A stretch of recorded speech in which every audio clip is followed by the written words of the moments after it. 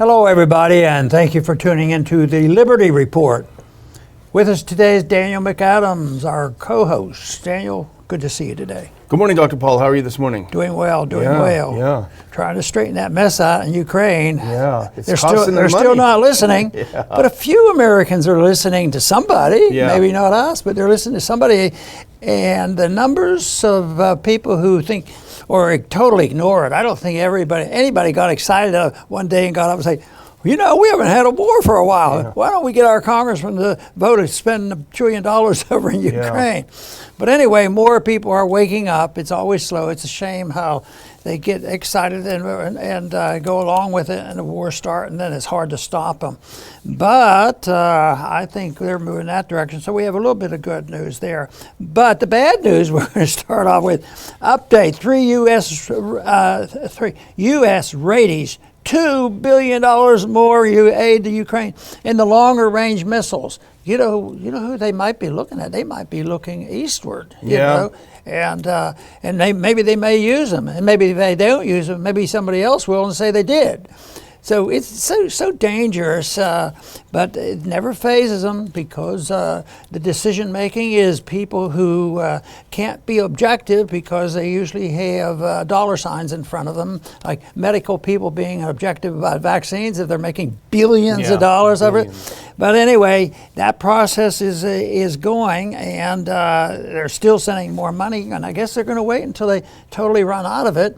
But at the same time, we hear little whispers around that maybe the American people are getting a little frustrated with this. Yeah, you mentioned they're coming in our direction. That's always how war propaganda works. Remember, it was the same with Iraq. You know, you stood up, and very few Republicans stood up courageously against it, and they were demonized, just like we were demonized when we came out immediately against this war and ramping up for it. And then people slowly start coming in your direction. It's not a lot of fun to get beaten up on it, and it's not a lot of fun because when you're right, because they never give you credit. But let's put this up because, Americans really are starting to take up the notice because this was announced yesterday, $2 billion plus Ukraine aid package with longer range weapons. When the U.S. government is in a foreign policy hole, the only thing it can do is keep digging, right? The only thing they can do, there's no reverse button in U.S. foreign policy when it gets involved in an intervention. And that's what we're seeing here, yet another $2 billion worth of aid. A couple of things I noticed about this new package, Dr. Paul. If you can put this next one on. This is interesting, and I think this is the nexus of corruption with neocon foreign policy. This was buried in the article. One of the officials said a portion of the package, expected to be $1.725 billion, would come from a fund known as the Ukraine Security Assistance Initiative, which allows President Joe Biden's administration to get weapons from industry rather than U.S. weapons stocks. So what that means is we're not giving them our old weapons. We are going to the arms manufacturers and saying, here's what we want you to make and manufacture for us to send to Ukraine. Now, if that does anything to help our security, I'd like to know about it. We'll be looking for a long time if you think you're going to find it. Yeah, that's the corruption. Anyway, this was sort of like a footnote in that article, and it comes from the New York Voice of Ukraine, and they say Ukraine needs. Now, this is just so you don't back off on sending in more money. The people have to be ready. Ukraine needs up to 200 multi-purpose aircraft, F-16s, most likely candidates to replace Soviet jets. Isn't it interesting that Ukraine has Soviet jets fighting Russia? Yeah. And now we want to get rid of those so we can fight them with American new weaponry, like you mentioned. Well, the Russians already got rid of those. They're all blown up. That's why they need more of them. Yeah. But here's more about the scam, and this is the new weapon system. There are two things about this. First of all, I think is the corruption, because these companies are making a fortune. Anyone who doubts that, go look at their Dow charts. They're making a fortune off of this war, just like, as you've said, the pharmaceutical companies made a fortune off of COVID. Deep corruption in American society. Go to this next one. It also has an added component of being even more dangerous because new weapons are being sent yet again to Ukraine. And these funds will go toward the purchase of a new weapon, the ground-launched small-diameter bomb made by Boeing, with a range of 94 miles, et cetera, the GLSBD, that's so funny, is made jointly by Saab and Boeing. And Saab is a Swedish company, and Swedes are among the most aggressive when it comes to Russia. So these aggressive companies and countries are going to have a windfall in manufacturing these brand new types of weapons for Ukraine. And they say that Ukraine is a testing ground for new weapons. And the battlefield is covered in blood for these Western arms manufacturers to see what works best and what doesn't work all that well. You know, they always have to have a justification, you know, scare people, and that's how they did it in Vietnam. And some have compared what they're doing now exactly like Vietnam. Danger, danger, danger. And the American people go along with it for a good many years, and after you get up to about 40, 50, 60,000 people killed, Americans, and then maybe we're doing the wrong thing. But right now, this is not like the person that runs things and they're going to announce it tomorrow, but it's the information put out there to see what kind of response is. This is reported by our friends at Zero Hedge. Former UK, like they're really a powerhouse with American money and all that. Defense minister says NATO may need to send ground troops to Ukraine. Who's NATO anyway? Do you think we belong to NATO, or do we finance NATO, or my goodness, it's all our money? And if they think they have the neatest trick, is that we're going to protect our industries and we're never going to go back to body bags that come back to America. Thank goodness at least that's out there. But it's not going to, it's going to just increase the anger against the United States and the patsies that are being used to run our show. And a lot of people think that, oh, well, you're in NATO, you have a vote. No. NATO is an arm of the U.S. government, and that is my assessment. And so you can't say NATO is separate. So when they start talking about maybe there's actually a war going on between Russia and NATO, well, those are dangerous thoughts. And the problem is it looks that way. But the big deal that we have had with it all is who started this war? Well, we sort of lean to the side that it was really made antagonistic between the two with our policies. We've gone a long way to find a war to fight, and then that's when we got NATO to go up and pester the Russians, and it's been ongoing there. And every day it's more money. But let's hope we wake up and hope the people wake up, because ultimately the people have to decide to send a message to us. Enough is enough. You better feed our poor people here before you and look at our borders before you go to Ukraine. And that article really encapsulates the delusion of the people who are supposed to be in charge. Former UK defense minister says we're going to have to put some ground troops. But there was a report a couple of days ago that said the UK military is gutted, completely gutted. I think it was a US general. You probably saw that. And they said it's going to take, they're desperately trying to build up the military. It will take 5 to 10 years for them to build 2 divisions of troops. That's about 20,000 troops. It's going to take them up to 10 years just to get 20,000 troops. The Russians have 500,000 troops in the battlefield right now, as Colonel McGregor has said many times. It's just the disconnect between reality and the fantasies of these types of people is just incredible. You know, I keep talking about the end comes with the bankruptcy, when they run out of money.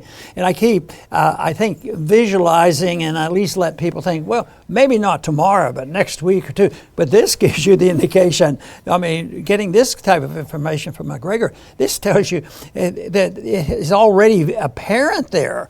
And that's maybe why he's a former UK defense minister. But the policies really aren't changing, because will the UK change its colors if we don't? No, as long as they play the game. They want to be a player again. They're still having dreams of grandeur about when they had an empire. Well, they're now participating in the dissolution of the next empire. Yeah. Yeah, that's a great point, because the delusions of grandeur among the elites versus the awakening of the population. And Colonel McGregor has written about this. In fact, I just put an article up by Alistair Crook, a former British diplomat. Really, I've read him for years on the Ron Paul Institute homepage, and he quotes some of the things that McGregor has said about this growing discontent among the population in Europe and in the U.S., which is directly at odds with the increasing bombacity of the elite class. Well, I think this segues right into our next story, which is a brand new Pew Research poll came out yesterday. I love polls, especially when they go the way I want. But here's their headline. As Russian invasion nears 1 year mark, partisans grow further apart on U.S. support for Ukraine. Now, I would not have used that headline because that really is not what the poll shows. That's a little bit of a politicization. So if you go to the next one, here's an article about the poll. This is more accurate. More Americans believe the U.S. provides too much support to Ukraine.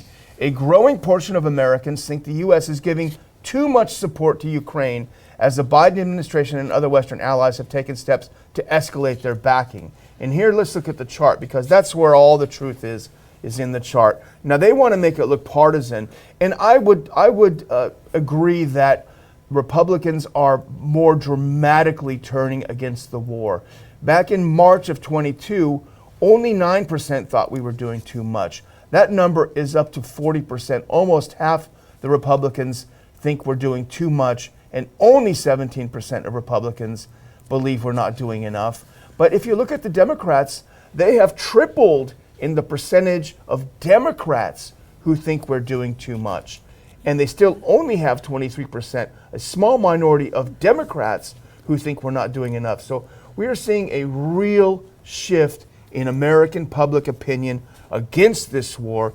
I think that's something that we should take courage in. And you know, the point you're making is very, very significant, because we always talk about bipartisan support for the wars. All the money over the years, the whole time I was in Washington, it was always bipartisan, still is bipartisan when they spend the money. So if you can get this, and when Vietnam finally, reached the level where the people said enough is enough, actually the Democrats were ahead of the Republicans because they were less supportive of the war. Yeah. But then the Republican comes shifting over, but now it's a mixed deal, but we still have, McCall and McCarthy and some of these people, and they have a lot to say about this, and there's a lot of money that flows into the Republicans. So, but at least the message is out there, because they're still political animals. Yeah. As much as they have to be a political animal to collect these funds from the pharmaceutical companies and the weapons industry, eventually, their source of support and their job depending on fooling the people. Yeah. And maybe they're fooling less people than they used to. And the door is open. Maybe there will be an avalanche soon. Next week, we'll have a better poll. How did you ever get elected from not taking money from these military, manufacturers? Getting elected was one thing. I worked hard and all that stuff. But maybe the people agreed with me. Or like more so than anybody, even I. Yeah. Because, there were times when I would take a position and I can remember taking them and think, well, I was here, but I did what I said I would do. I'm ready. I remember a few of those times. Then it turned into be a positive. Yeah, that's right. That's right. As you said, one person told you, you told the truth. The representatives don't understand that people know better than that. Well, let's move on, because this is a similar, very related thing, which is kind of, I guess you could say, a clown world kind of thing. But as you always say, the U.S. government investigated itself and found that it did nothing wrong. And this is from Zero Hedge. We found no misuse of funds in Ukraine, the U.S. Treasury says. And they add, with a straight face. So they did a study of all the money we've given Ukraine, and they found that it was absolutely perfect. Well, that sounds like a lie. Misinformation. Disinformation is not, they don't lie. So, they come up with this, but they have this idea that if they do this, everybody's going to believe them. But all they do is they increase the number of people that looked for other sources of information, so it all backfires. So you can't kill truth. Yeah. It can be very annoying, and they get away with the lies, and they start wars with it. They build up lies about COVID and all these things. But eventually, truth wins out, and I think that's what's going to happen. And even though they're fibbing on this a bit, there's no misuse of it. But for years they've had these bills in. The conservatives would do this: waste, fraud, and abuse. Yeah. They spend all this money, and it all goes for projects that are absolutely wrong. The bureaucracy is there, and but even if they had the money and they did what they said, that is a misuse. Military interventionism overseas is starting wars. 100% of it is misuse. Here they're saying 100% no misuse. So I don't think we're on the same page yet. Yeah. So we have to keep plugging away. Every dollar is misused. Exactly. That's it. Well, here's a reminder: the U.S. Treasury may have decided that the U.S. government is absolutely perfect. Ukraine hasn't taken a penny of it and done anything wrong with it. Perfect angels and saints. Well, here's a reminder of just a few days ago. If we can put on that next clip. Here's a little reminder. No misuse. Oh, but wait. No, go back one, please. Ukraine rocked by corruption scandal. Wave of top officials resign. Sports cars, mansions, and luxury vacations as people suffered. So there's a disconnect between reality. Half the government had to resign because they were corrupt. And the Western press, Dr. Paul, framed it not as, oh my gosh, look how corrupt they are. It was, oh, that's wonderful. They're finally moving against corruption. It's just amazing. No, sometimes it's not the words that they say, and I think you just alluded to something that I've used because it happened.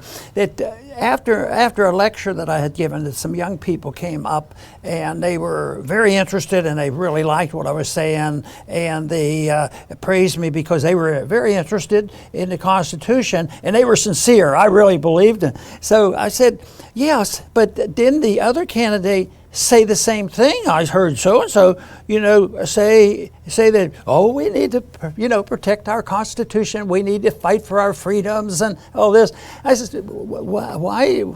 And I was curious on how they sorted it out. And they simply said, well, we didn't believe them. Yeah. So they sense that, and I think in the human nature is that even in miscellaneous activities between human beings, I think most people can sort of sense when somebody's telling a lie. Yeah. I mean, if you have a little bit of information, of course, there's too many lies that they get away with. Yeah. Well, here's some more bad news for both the Treasury Department, which found Ukraine absolutely angelic in its use of money, and for Ukraine itself. And that's that the Transparency International just released their new report, 2022 Corruption Perception Index. And here it is, reveals scant progress against corruption as the world becomes more violent. However, within that report, not good news for Ukraine. Let's go ahead and move to the next. They actually haven't gotten better, but they've gotten worse. Ukraine rises in Corruption Perception Index. Ukraine ranked 116th out of 180 countries in the Corruption Perception Index, rising 6 points in the rating compared to last year when it ranked 122nd. So they've moved way up the charts for being more and more corrupt. I don't know how you're going to square that circle. Well, let's make sure they see this as being more objective than the other ones. That's the important thing. And most of the time, it isn't the people who don't give support or get involved. I think it's more apathy on the total numbers, but it also means that they're vulnerable or they're open to, if they hear something else, maybe they will shift their position. But a lot of people, when the COVID thing, remember at the beginning, it was sort of dangerous, and people knew about vaccines and they'd go along with it. So it took a while. People were suspicious, and then there was a shift. The shift, once it started, the momentum was there, and it's still there, even because there's still a challenge to it. But no, I think that the people do have to wake up, because and instead of looking at, they were apathetic and they didn't go on, well, let's recognize that they're apathetic. Let's make them less less apathetic, and give them intelligent, believable reasons why we shouldn't be doing this. And I think that's what's happening about Ukraine. People saying, listing how many miles away it is just one thing, and all the foolishness and all the, see, the other side of it just lies and said, oh, we checked it out. There's no misuse of the funds. That's a farce. I bet if we did a poll and asked the American people and did it on 10,000 people, I wonder how many would say, oh no, we would never be involved in misuse of our funds. It'd be a joke. Well, as you always say about the COVID thing, it was really the hypocrisy that undermined the support. When you saw Gavin Newsom dining without a mask on in the luxury places. In this, there was actually a picture I saw earlier of Ukrainian officials with Rolex watches in the fields. When people start seeing that, that's when they start realizing that there's a real problem. But I think if you're ready, I might close out and I might just point out that perceptions are changing about this war, and it couldn't come sooner because we don't really want to have World War III with a nuclear bomb. But when the neocons are cornered, of course, and they have control of the White House and State Department, when they're cornered, they're more dangerous. As I mentioned earlier, there's going to be a big anti-war rally in just a couple of weeks in Washington, D.C., February 13th, and I'll link to it. And I can tell you without giving you details, the neocons are desperately trying to sink this event. They're doing everything they can. They're terrified. They just announced that our old friend and board member Dennis Kucinich will speak there, which is great news because he's always great at rallies. So it's nice to see that he'll be there. They're desperately trying to sink this rally. So if you can make it, go ahead and be there in D.C. And again, I will plan a link. But I think we're getting some momentum. So now is not the time to back off. It's a time to charge ahead. So keep that in mind, Dr. Paul. Very good. And Daniel, you did mention in your statement earlier on about the British. They're having financial problems.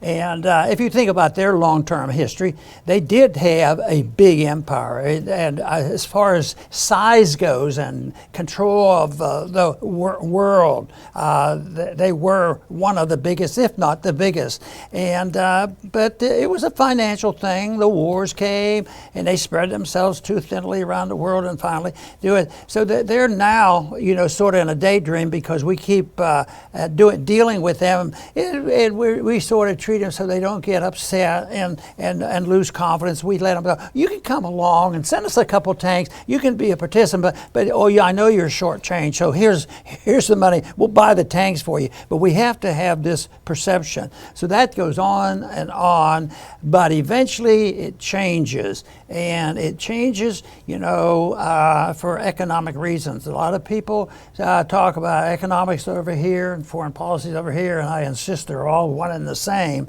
And when countries extend themselves, and to a large degree, they will eventually have to live within their means. One thing that Ronald Reagan told me on a flight many years ago, we were talking about the gold standard, and he reminded me, of course, he says, any great country, if it ever goes off the gold standard, it spends endlessly, it will no longer be a great country. Maybe not a week and a day afterwards, but as time goes on, once you open the floodgates of fiat money, the ball game's over. And boy, I tell you what, we're hearing a lot of news about preparation for who's going to replace the dollar.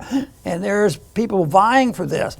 And it may come with a sudden burst, depending on worldwide events, but it might take a while too. Generally, most reserve currencies didn't go overnight, but they can happen.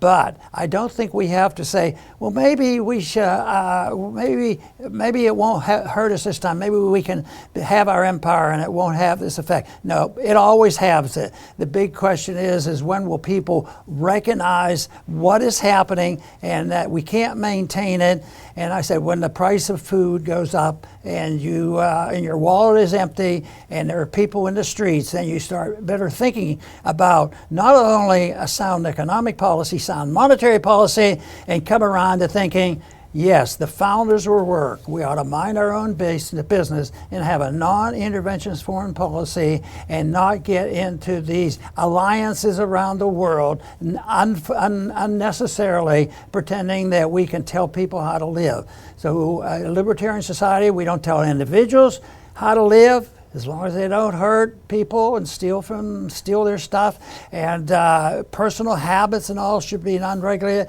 But we ought to apply this to the world forces too, the countries. But we don't. It's automatic. We have to control this. And Daniel and I have talked frequently, and we'll continue to talk about how did we get into this mess, because I think that'll help convert people. And it wasn't when Russia took Ukraine back. No, it's a long history to that, and we find out that there truly is a tremendous antagonism between NATO and Russia, and people worry about that, and they should, because it's expanding almost on a daily basis. That's why we like to point out the positive things, move it in the other direction, why it's the proper principle, it's the proper position for the American people, it's the proper moral principle, and that is the reason that we feel so enthused about continuing to promote the cause of liberty. And we welcome your support, and we appreciate very much you tuning in to the Liberty Report. Please come back soon.